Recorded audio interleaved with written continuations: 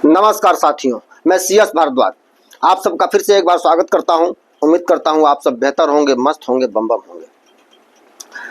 आज हम राहुल गांधी और राहुल गांधी की संसद में उपस्थिति, राहुल गांधी किस प्रकार से चुनौती पेश कर रहे हैं भाजपा और नरेंद्र मोदी के लिए। शायद मोदी और भाजपा को उससे पार पाना मुश्किल दिख रहा है मेरी समझ से। आज हम इस पर चर्चा करेंगे। राहुल गांधी ने सदन में कल जो चुनौती पेश की, मुझे लगता है सारे लोग उस चुनौती से असहज हो गए।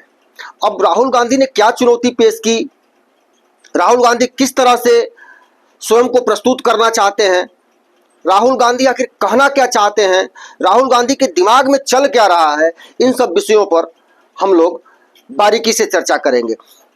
इससे पहले अगर आप सबने चैनल को सब्सक्राइब नहीं किया है तो सब्सक्राइब कर लें। साथियों, लोकसभा में केंद्रीय वित्त मंत्री निर्मला सीतारमण ने जो केंद्रीय बजट पेश किया था, कल उस पर चर्चा की शुरुआत हुई। चर्चा की शुरुआत नेता प्रतिपक्ष राहुल गांधी से हुई। राहुल गांधी बजट पर चर्चा करने के लिए खड़े हुए। चर्चा तो बजट पर करने के लिए खड़े हुए, लेकिन वो बजट पर चर्चा कर रहे थे या बेवकूफ़ी पर चर्चा कर रहे थे अपने, ये अगर आप सुनेंगे समझेंगे तो आप स्वयं निर्णय करेंगे कि वो बजट पर चर्चा कर रहे थे या अपनी बेवकूफ़ी पर चर्चा कर रहे थे। राहुल गांधी ने इस प्रकार की स्थिति पैदा कर दी जो शायद इस प्रकार की चुनौती पैदा कर दी जो अध्यक्ष को, भाजपा को और नरेंद्र मोदी को भी असहज स्थिति में खड़ा कर दे रहा है। जब से राहुल गांधी नेता प्रतिपक्ष बने हैं, वह इस तरह से विघटनकारी मानसिकता के साथ चर्चा कर रहे हैं। न उन्हें सदन की मर्यादा का ख्याल है, न उन्हें नियम कानून कायदे जो सदन की परंपराएं हैं उसका थोड़ा सा भी भान है। वह बिल्कुल यह समझ रहे हैं कि बस जो मन में आए वह बोलते जाओ, न किसी की मर्यादा की दरकार है, न विषय की दरकार है, न मुझे यह सोचना है कि मैं जहां खड़ा हूं, मैं जिस पद पर हूं उसकी भी कोई गरिमा है। राजनीति में पक्ष विपक्ष होता है, लेकिन उसे जो है कि व्यक्तिगत राग द्वेष में बदल करके और इस प्रकार से बिहेव कर रहे हैं कि शायद अगर गांव में उस तरह से कोई बिहेव करे तो जूतम पैजेब की स्थिति पैदा हो जाएगी। वह 2 मिनट नहीं लगेगा। वह तो सदन है। और दूसरा कारण वह बचने का यह भी है कि दूसरी तरफ जो लोग बैठे हुए हैं वह संस्कार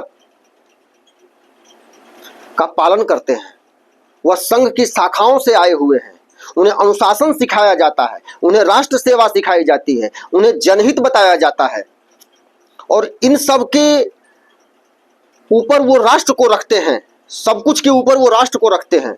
इसलिए वह राहुल गांधी की इस बेहूदगी पर भी, मतलब लगातार बेहूदगी पर भी धैर्य को बनाए हुए हैं। यह बहुत ही बड़ी बात है।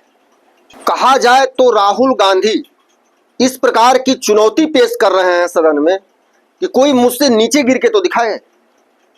और मुझे नहीं लगता कि दूसरी तरफ बैठे हुए जो पक्ष के लोग हैं वो राहुल गांधी के स्तर पर नीचे गिर करके उनका जवाब दे पाएंगे। और इस कारण से राहुल गांधी यह निश्चिंत हो गए हैं कि हम जितना ही नीचे गिरेंगे ये उतना नीचे जा नहीं पाएंगे और हमारी बात, हमारा जो इकोसिस्टम है उसको वाह वाह राहुल ने तो ध्वस्त कर दिया, राहुल ने तो ये गर्दा कर दिया, राहुल ने वो कर दिया। अपना इकोसिस्टम है जो वो राग अलापेगा। ये प्रसून वाजपेयी टाइप जो जूतम पैजेब वाले हैं ये इस तरह की राग गाएंगे। अरे राहुल गांधी ने तो बोलती बंद कर दी।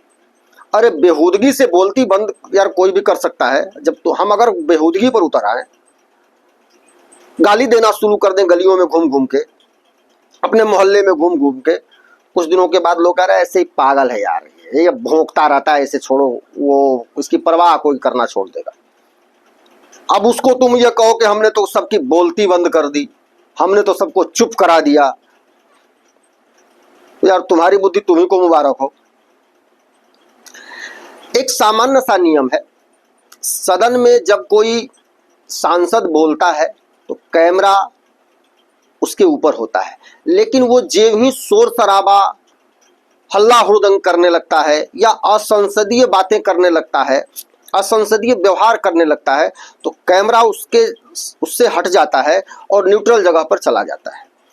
लेकिन जब जब ऐसा होता है, चूंकि यह संसद की परंपरा है, यह नियम है, लेकिन जब राहुल गांधी शोर शराबा शुरू करते हैं, हुटिंग करते हैं, अब समझिए कितने निचले स्तर की, निम्न स्तर की मानसिकता और व्यवहार है सदन में एक सांसद के तौर पर, वो भी नेता प्रतिपक्ष के तौर पर। यह आप इसको पचा नहीं पाएंगे। राहुल गांधी उसको जब कैमरा हट जाता है कहते हैं ये देखिए अध्यक्ष जी आपने कैमरा हटा दिया, मुझे दिखा नहीं रहे हैं। अरे यार ये बच्चे की, वो जो बकरी के बच्चे नहीं मिनमिनाते हैं, मैं थोड़ी सी वो बात हो जाए तो अध्यक्ष जी आपने कैमरा हटा दिया। अरे पागल, नरेंद्र मोदी ने बालक बुद्धि कहा था तो कुछ लोगों ने कहा था कि प्रधानमंत्री जी को इसका इस्तेमाल नहीं करना चाहिए था, लेकिन शायद नरेंद्र मोदी जो देख रहे थे वो अन्य लोग नहीं देख पा रहे थे, और यह बालक बुद्धि नहीं, यह बैल बुद्धि है। प्रधानमंत्री जी ने उसको बालक बुद्धि कम कहा, मर्यादा में कहा, सच मायने में वो बैल बुद्धि है। केंद्रीय बजट जो होता है वह सरकार के आमदनी और खर्चों का लेखा जोखा, आय व्यय का लेखा जोखा होता है। अब उसमें अग्निवीरों का सवाल उठाना, इसमें अग्निवीरों के लिए पेंशन की व्यवस्था नहीं है। बजट में हमने सोचा था अग्निवीरों के लिए पेंशन की व्यवस्था आएगी। भाई मुंह दिया है, प्रश्न कुछ भी खड़ा कर सकते हो। कल को तुम कह दो कि मनरेगा के मजदूरों को पेंशन की व्यवस्था नहीं है सदन में। जब तुम्हें ये समझ ही नहीं है कि बजट में किसकी चर्चा होती है, किस विषय पर होता है, तुम्हें बजट का ज्ञान है, तुमने बजट पढ़ा है। राहुल गांधी लगभग 50 मिनट तक बोले, लेकिन मुश्किल से 5 मिनट भी बजट पर नहीं बोले। वो उल जलूल बातें, कुछ तो इस तरह की असंसदीय भाषा का प्रयोग किया राहुल गांधी ने जिसे आप नहीं सुनना चाहेंगे। वह व्यवहार देख करके अगर आपको थोड़ा सा भी सदन की मर्यादा, पार्टी लाइन से ऊपर उठ के अगर आप सोचेंगे तो आपको यह लगेगा कि यह आदमी सदन को बेहूदगी का मंच बना के रख दिया है। सदन में राहुल गांधी का जो व्यवहार था उससे ज्यादा समझदारी तो आजकल के बच्चे दिखाते हैं और ज्यादा समझदारी रखते हैं। इस प्रकार की निचले स्तर की नैतिक गिरावट निश्चित रूप से राहुल गांधी को नुकसान कर रही है और सदन की मर्यादा इस देश के लोकतंत्र पर कुठाराघात है। अध्यक्ष के बार बार समझाने के बाद कि आप सदन में किसी का नाम नहीं ले, चूंकि सदन की यह परंपरा है कि सदन का जो सदस्य नहीं होता है सदन का उसमें नाम नहीं, सदन में उसका नाम नहीं लिया जाता है। लेकिन राहुल गांधी बार बार अडानी अंबानी, अडानी अंबानी।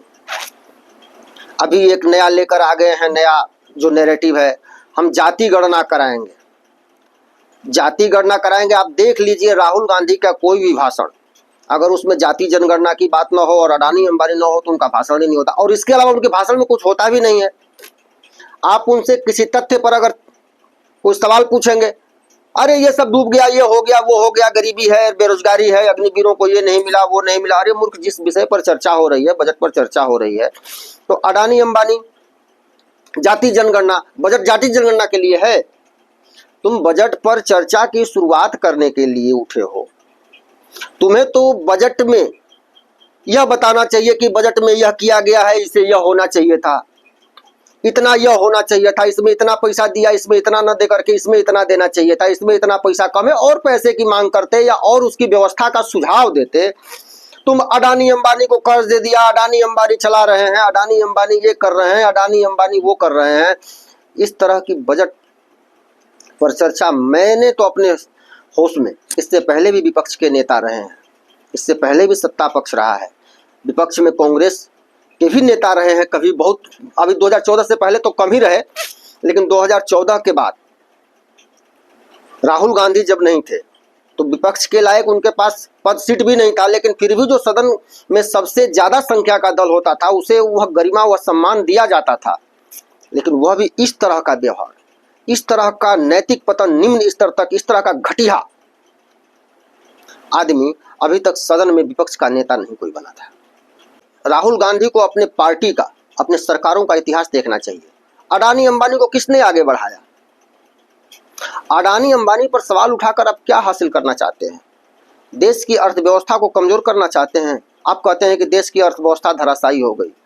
2014 में जब कांग्रेस की सरकार थी, मोदी की सरकार आने से पहले जब कांग्रेस की सरकार थी, तो दुनिया में भारत की अर्थव्यवस्था 14वें नंबर पर थी। अभी भारत की अर्थव्यवस्था 5वें नंबर पर है। अगर 14वें नंबर से 5वें नंबर की अर्थव्यवस्था विश्व में बन जाना अर्थव्यवस्था का ध्वस्तीकरण है, अर्थव्यवस्था का बर्बाद हो जाना है, तो मैं चाहूँगा कि अर्थव्यवस्था ऐसे ही बर्बाद होती रहे। 14 से 5, 5 से 3 पर बल किया जाए और बर्बाद हो जाए अर्थव्यवस्था 3 नंबर पर विश्व में चली आए। अगर यह बर्बादी है तो, अगर तुम इसे बर्बादी कहते हो तो, और तुम्हारे जैसे मूर्ख से यह अपेक्षा ही कर सकता है कोई। शायद चमचे न करते हो, चमचे सोचते हो कि कोई तुम तीर लेकर मारोगे, तुम तो बहुत बड़े जादूगर हो, लेकिन सामान्य मानवी तो इस मूर्खता के अलावा तुमसे और कोई अपेक्षा नहीं करता। मैं तो नहीं करता भाई। राहुल गांधी ने बजट पर चर्चा करते हुए जिस प्रकार के सवाल उठाए, वह देश को तोड़ने की मानसिकता और देश को तोड़ने वालों की जो बात होती है उसका प्रतिनिधि बनकर के राहुल गांधी जैसे बोल रहे थे सदन में, यह एहसास हो रहा था। राहुल गांधी ने कहा कि इस बजट को 20 लोगों ने बनाया है, 20 अधिकारियों ने बनाया है। कब पहले 140 करोड़ लोग बनाते थे क्या बजट कांग्रेस के सरकारों में? अगर इतना कहकर भी राहुल रुक जाते तो खैर चलता। उसके बाद राहुल गांधी ने कहा कि इस 20 लोगों में कितने ओबीसी हैं, कितने दलित हैं। अरे बेहुदे, ये जो वरिष्ठ अधिकारी हैं इनका इंप्लेसमेंट किसकी सरकार में हुआ है? कांग्रेस की सरकारों में हुआ है। तुम बताओ कितने लोगों का, कितने दलितों का, कितने ओबीसी का तुमने इंप्लेसमेंट किया है? ज्वाइंट सेक्रेटरी स्तर के जो अधिकारियों का रिप्लेसमेंट तुमने किया है, तुम्हारी सरकार ने किया है कांग्रेस, उस समय तुम्हारी बुद्धि कहां गई थी? तुमने जो किया है उसी में से अधिकारी यह काम कर रहे हैं। वही अधिकारी सचिवालय और मंत्रालय देख रहे हैं। जो वरिष्ठ अधिकारी होते हैं वही देखते हैं। कोई मंगल ग्रह से उतार के कोई सरकार आती है तो नहीं लाती है अधिकारी, उन्हीं अधिकारियों में से जिम्मेवारी दी जाती है। और तुम कह रहे हो कितने दलित थे इसमें, कितने ओबीसी थे। यही नहीं रुके राहुल गांधी। दरअसल केंद्रीय बजट जब तैयार हो जाता है बनकर और उसे बस पेश करना होता है, अब उस फाइनल टच दे दिया जाता है, फाइनल रूप उसको दे दिया जाता है, तो उसके बाद एक परंपरा चली आ रही है। वह परंपरा पंडित जवाहरलाल नेहरू के द्वारा शुरू की गई थी। इंदिरा ने भी उस परंपरा का पालन किया, राजीव गांधी ने भी उस परंपरा का पालन किया, नरसिम्हा राव ने भी उस परंपरा का पालन किया, मनमोहन सिंह ने भी उस परंपरा का पालन किया। मतलब जितने भी प्रधानमंत्री देश में हुए, जो भी सरकारें हुई, बजट के समय उस परंपरा का पालन हुआ कि उसको पूर्ण रूप देने के बाद हलवा सेरेमनी, जिसमें वित्त मंत्रालय के सारे अधिकारी कर्मचारी हलवा सेरेमनी में शामिल होते हैं और वित्त मंत्री सबको अपने हाथों से हलवा खिलाती हैं। तुम उस हलवा पर प्रश्न उठा रहे हो कि उसमें कितने ओबीसी थे, कितने दलित थे, कितने माइनॉरिटी के लोग थे। वो हलवा सेरेमनी माइनॉरिटी और दलित और अति पिछड़ा और फॉरवर्ड और ब्राह्मण और राजपूत को बुलाने के लिए, उसमें जो भी कर्मचारी, जो भी अधिकारी है, वो जो भी होगा उस पर दलित नहीं लिखा है भाई। वह इस देश का अधिकारी है। तुम हर आदमी में दलित ओबीसी फलाना ढिमका देख रहे हो, तुम उसमें हर आदमी में एक भारतीय क्यों नहीं देख रहे हो? हम पहले भारतीय हैं या पहले ओबीसी हैं, पहले फॉरवर्ड हैं, पहले जनरल हैं, पहले दलित हैं, क्या है? पहले ये बताओ भाई। मैं तो पहले भारतीय हूं, उसके बाद हिंदू हूं, उसके अलावा कुछ नहीं हूं। जाति तो यह वर्ण व्यवस्था के आधार पर थी या कामों के आधार पर थी। मैं ब्राह्मण परिवार में, तथाकथित ब्राह्मण परिवार में पैदा हो गया हूं, लेकिन मैं ब्राह्मण हूं मैं ऐसा नहीं मानता। क्योंकि ब्राह्मण, मैं वेद पढ़ने का प्रयास करता हूं, मैं श्लोक पढ़ने का प्रयास करता हूं, मैं ब्रह्म को जानने का प्रयास करता हूं, लोगों को कहता भी हूं, लेकिन मैं ब्राह्मण हूं ऐसा मैं अभी नहीं मानता, क्योंकि मैं उस स्तर पर पहुंचा ही नहीं हूं।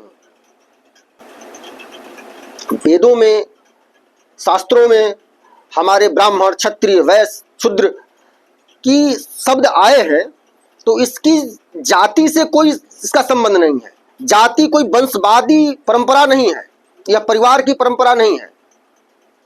जाति वर्णाश्रम की व्यवस्था है। मैं अपने को हिंदू कहता हूं, तो तुम हर चीज में जाति देख रहे हो, जाति गणना कराना, उसमें कितने ओबीसी थे, कितने दलित थे। अरे भाई, जो योग्य हैं वहां पहुंचे हुए हैं और वो भी तुम्हारी सरकारों ने ही किया है। तो इस तरह का नैतिक पतन सदन में प्रतिपक्ष के नेता का, यह भारतीय लोकतंत्र के लिए दुर्भाग्यपूर्ण है।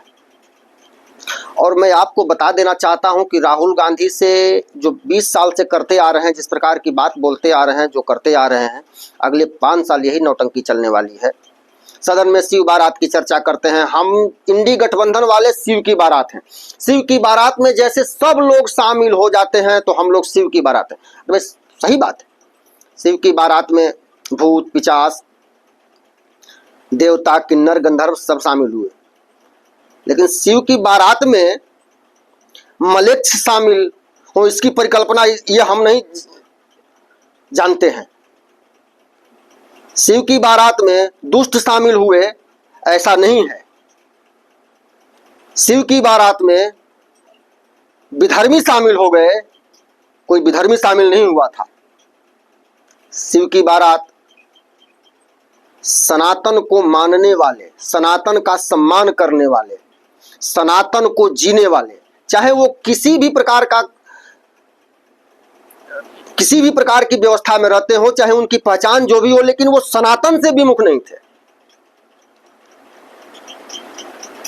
भूत प्रेत पिशाच भी थे तो वो जो भी काम करते थे, जो भी उनका आचरण था, लेकिन वह देवी देवताओं की तपस्या पूजा करते थे शक्ति अर्जित करने के लिए। उन्हें सनातन में भरोसा था कि सनातन ये ब्रह्मा है, ये विष्णु है, शिव है, इनकी मैं तपस्या करूंगा तो ये मुझे शक्ति देंगे। अच्छा बताओ, उस समय के राक्षस थे किसकी तपस्या करते थे? शिव के समय जो शिव की बारात में या शिव से जो युद्ध हुए, जो उस समय राक्षस थे, उन किसकी तपस्या करते थे? वो किसी न किसी सनातन देवी देवता, जो ईश्वर है, जो सनातन सत्य सनातन है, उसी में किसी एक को अपना इष्ट मान करके उसको पूजते थे, उसकी तपस्या करते थे और शक्ति ताकत अर्जित करते थे। उसमें शिव बारात में किसी मलेच्छ का स्थान नहीं है। और तुम्हारे इंडी गठबंधन में तो मलेच्छ ही मलेच्छ पड़े हैं, सारे सनातन को गाली देने वाले, सनातन को डेंगू मलेरिया बताने वाले, सनातन को मिटाने की बात करने वाले हैं। तो ऐसे शिव बारात को हम लात मारते हैं, और सिर्फ इसलिए कुर्सी के लिए और लूटने के लिए जो तुम्हारे साथ है वो सनातनी नहीं है, कोई वो हिंदू नहीं है। सनातन को डेंगू मलेरिया बताने वाला कोई हिंदू कभी हो ही नहीं सकता।